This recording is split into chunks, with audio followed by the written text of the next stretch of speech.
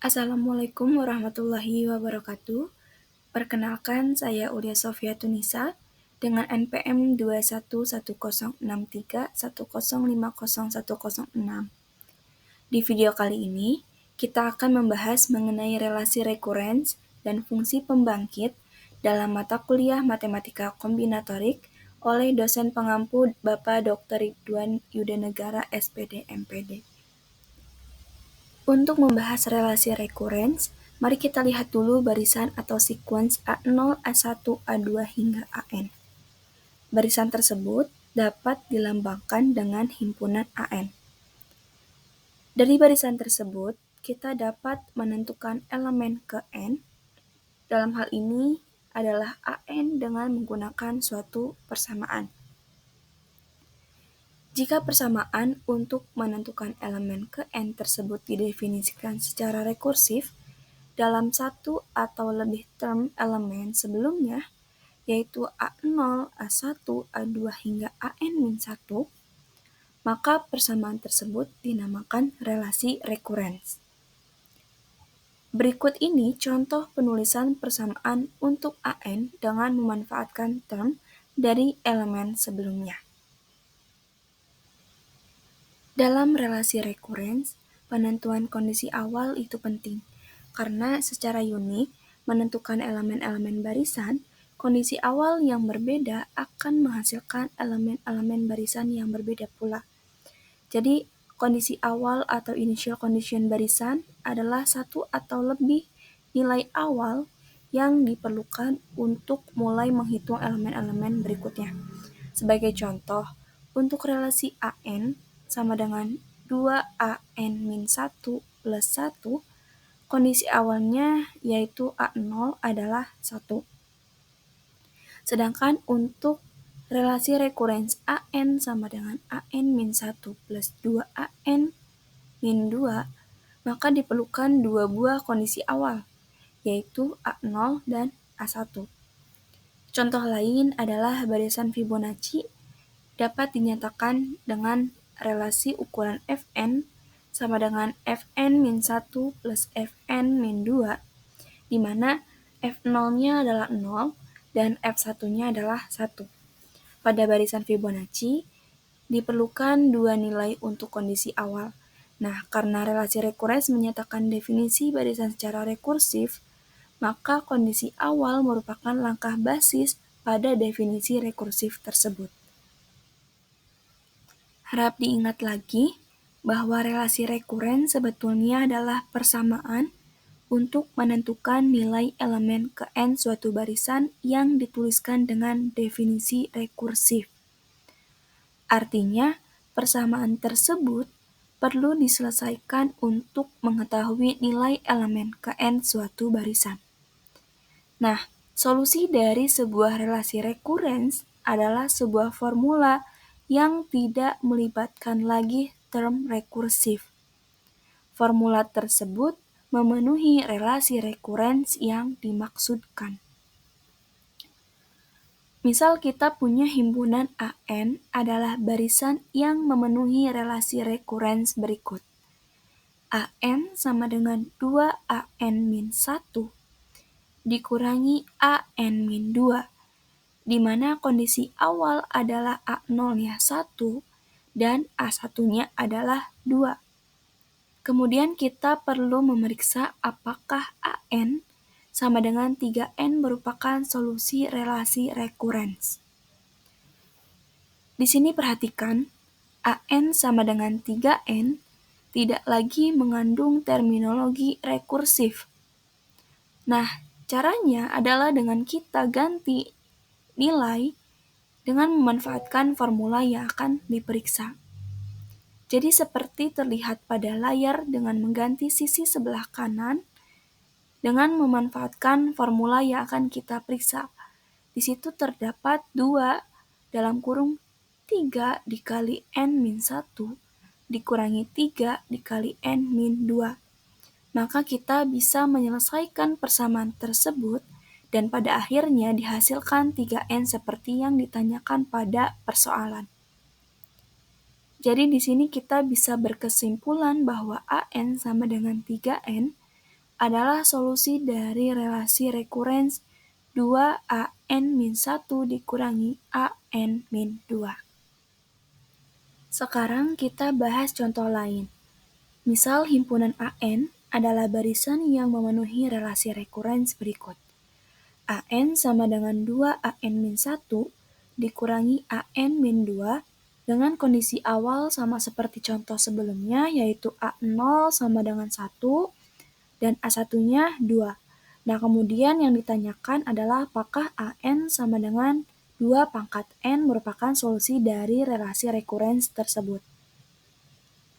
Nah, caranya adalah sama seperti sebelumnya, sisi kanan dari relasi rekurens kita ganti dengan bentuk yang memanfaatkan 2 pangkat N, di mana 2 pangkat N adalah formula tanpa term rekursif yang diinginkan untuk diperiksa. Ternyata dengan operasi matematika, tidak bisa didapatkan bentuk akhir 2 pangkat N seperti yang diharapkan. Karena hasil akhirnya adalah 2 pangkat N dikurangi 2 pangkat N min 2. Nah, oleh karena itu, kita bisa berkesimpulan bahwa AN sama dengan 2 pangkat N bukan merupakan solusi relasi rekurens yang diinginkan. Nah, cara lain kita bisa hitung dengan nilai N tertentu.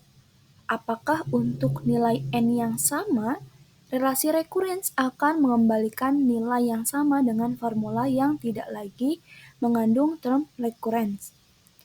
Jadi, kita lihat hasil relasi rekurens untuk N sama dengan 2. Dengan memanfaatkan relasi rekurens, ternyata A2 berbeda dengan nilai A2 jika kita menggunakan usulan solusi relasi rekurens. Nah, karena berbeda, maka usulan solusi AN sama dengan 2 pangkat N bukan merupakan solusi dari relasi rekurens AN sama dengan AN sama dengan 2an-1 dikurangi an-2. Sekarang, kita akan mencoba menyelesaikan persoalan dengan menggunakan pemodelan relasi rekurens. Persoalannya adalah persoalan bunga majemuk. Misalkan ada uang sebanyak 10.000 yang disimpan di bank dengan sistem bunga sebesar 11% per tahun. Yang ingin diketahui adalah berapa banyak uang setelah 30 tahun. Nah, untuk menyelesaikan persoalan ini sebetulnya lebih mudah kalau kita memanfaatkan relasi rekurens. Karena apa? Uang pada tahun ini bisa kita ketahui dengan mengetahui uang pada tahun sebelumnya ditambah dengan 11% dari uang pada tahun sebelumnya. Jadi, definisi rekurens sebetulnya cocok diselesaikan atau dimanfaatkan untuk persoalan ini. Nah, sekarang kita selesaikan dengan relasi rekurens, artinya kita tentukan suatu persamaan Pn yang mengandung definisi rekursif. Basisnya adalah 10.000 karena kondisi awal banyaknya uang yang disimpan di bank adalah 10.000.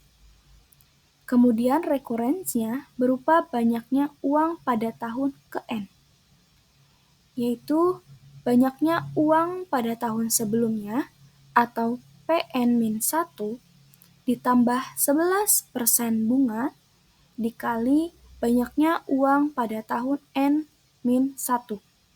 Nah, untuk mendapatkan total uang setelah 30 tahun, maka kita perlu tahu solusi dari relasi rekurens tersebut untuk N sama dengan 30. Jika kita sudah memiliki formula Pn tanpa term rekurens, maka kita bisa mendapatkan hasilnya. Sebagai solusi dari relasi rekurens tersebut, kita bisa mendapatkan dengan cara iteratif, dengan menggantikan definisi rekurens tersebut melalui operasi matematika. Dari sana, kita mendapatkan formula bahwa Pn sama dengan 1,11 pangkat N dikali P0.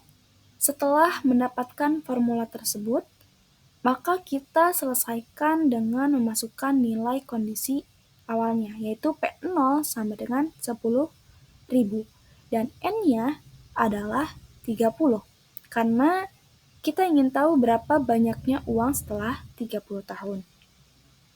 Nah, dari sana kita tahu bahwa jumlah uangnya adalah Rp228.922,97.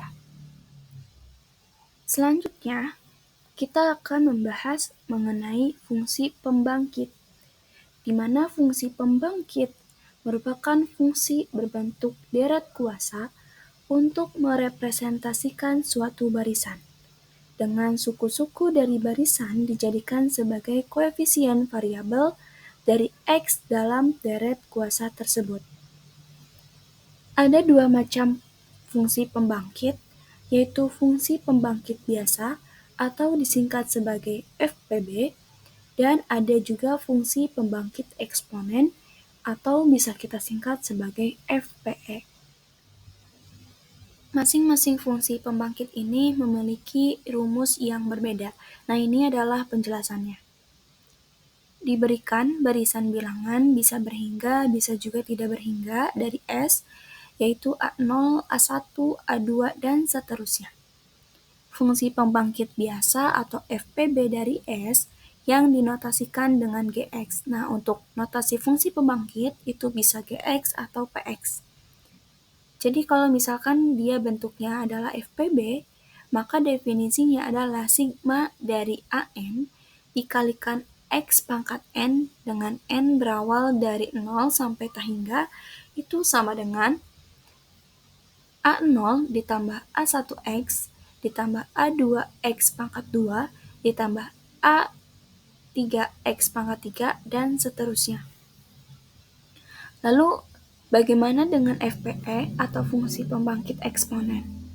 Jadi untuk tingkat eksponen adalah Gx sama dengan AN dikalikan X pangkat N per N faktorial, di mana N berjalan dari 0 sampai hingga. Hampir mirip dengan FPB, hanya saja dia dibagi dengan N faktorial. Nah, A0 di sini sebetulnya dikalikan dengan X pangkat 0 per 0 faktorial. Jadi, langsung saja kita bisa menuliskan A0. Lalu kemudian A1 itu dikalikan X per 1 faktorial. Ditambah A2 dikali X pangkat 2 per 2 faktorial dan seterusnya. Jadi ini adalah modal dasar kita dalam menyelesaikan soal-soal di fungsi pembangkit. Untuk fungsi pembangkit biasanya dan juga fungsi pembangkit eksponensialnya. Langsung saja kita masuk ke contoh soal. Tentukan FPB dari barisan 0, 0, 0, 1, 1, 1, dan seterusnya, dan nyatakan ke dalam bentuk paling sederhana. Nah, ini kita bisa selesaikan dengan bentuk atau definisi dari FPB. Nah, definisi dari FPB itu sendiri yaitu Gx sama dengan A0 ditambah A1X ditambah A2 X pangkat 2 ditambah A3 X pangkat 3 dan seterusnya. Nah, kita bisa ganti A-nya atau koefisiennya dengan barisan yang diberikan. Nah, A0 ini kan berarti kita ganti menjadi 0.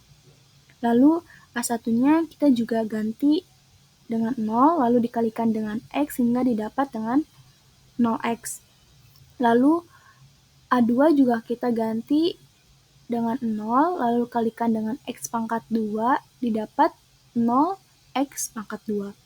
Dan A3-nya kita ganti menjadi 1, lalu kita kalikan dengan X pangkat 3, didapat 1X pangkat 3, dan seterusnya. Lalu kita jumlahkan atau sederhanakan, didapat berarti X pangkat 3 ditambah X pangkat 4 ditambah X pangkat 5, karena 0 ditambah 0 kali X ditambah 0 kali X pangkat 2 itu kan habis ya, berarti kita langsung saja jumlahkan yang dikalikan dengan 1. Lalu kita sederhanakan atau kita keluarkan X pangkat 3-nya, lalu kita kalikan dengan 1 ditambah X pangkat 2 ditambah seterusnya. Sehingga bentuk yang di dalam kurung ini itu sama saja dengan 1/1 min X. Sehingga didapat untuk hasil akhirnya yaitu X pangkat 3/1 min X. Untuk contoh soal selanjutnya, yaitu tentukan FPE dari barisan 3, 3, 3, 3, dan seterusnya. Nah, ini kita bisa diselesaikan dengan menggunakan definisi fungsi pembangkit eksponensial, di mana AN itu dikalikan dengan X pangkat N per N faktorial. Nah, di sini kita ubah A-nya ini, AN-nya ini, dengan barisan yang diberikan, yaitu 3, 3, 3, 3. Nah, sehingga untuk barisannya yaitu 3 dikali X pangkat 0 per 0 faktorial ditambah 3 dikali X pangkat 1 per 1 faktorial ditambah 3 dikali X pangkat 2 per 2 faktorial ditambah 3 dikali X pangkat 3 per 3 faktorial dan seterusnya. Lalu kita jumlahkan sehingga didapat 3 ditambah 3X ditambah 3 per 2 faktorial dikali X pangkat 2 ditambah 3 per 3 faktorial dikali X pangkat 3 dan seterusnya.